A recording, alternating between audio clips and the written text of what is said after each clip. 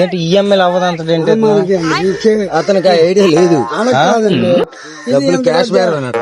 అంటే నెల నెల ఈఎంఐ పెట్టుకో, డౌన్ పేమెంట్ కడతాను ఇప్పుడు 200 అయింది అనుకో, 100 ఇస్తాను. అంటే ఈఎంఐ ఇప్పుడు ఆధార్ కార్డు ఇస్తాను నేను. అతనికి అది తెలియదు. తెలియకపోవడం ఏంటి? ఇప్పుడు ఫోన్ షాప్ కి వెళ్తాం, ఫోన్ కొనుక్కుంటాం, ఈఎంఐ ఎలా పెడతారు, అలాగే ఇది ఈఎంఐ ఆయన తెలియదు అంటే ఏ కాదు, అతనికి తెలదట. నీకు తెలుసు కదా, నేను ఇక్కడ ఉంటాను. ఇద్దరు ఫ్రెండ్సే కదా. అలాగవుద్ది. అతనెవరు నేనెవరు? ఇద్దరు ఫ్రెండ్సే కదా. అలాగవుతాము. వ్యాపారం దగ్గర వ్యాపారం లాగా చేసుకుంటాం అంతే. బాగా చెప్పి అంటే 200 అనుకో, 100 డౌన్ పేమెంట్ కడతా. నాకు తెలీదు సరేనా, నాకు తెలియదు. ఇంకంత 100 రూపాయలు ఈఎంఐ పెట్టుకుంటా. నాకు కూడా తెలియదు నాన్న. నెలకి 5 రూపాయలు చొప్పున ఈఎంఐ పెడతా 6 నెలల దాకా. తెలీదు ఆ మాట అయితే. నాకు తెలదంత అన్న, నాకు తెలదాలే.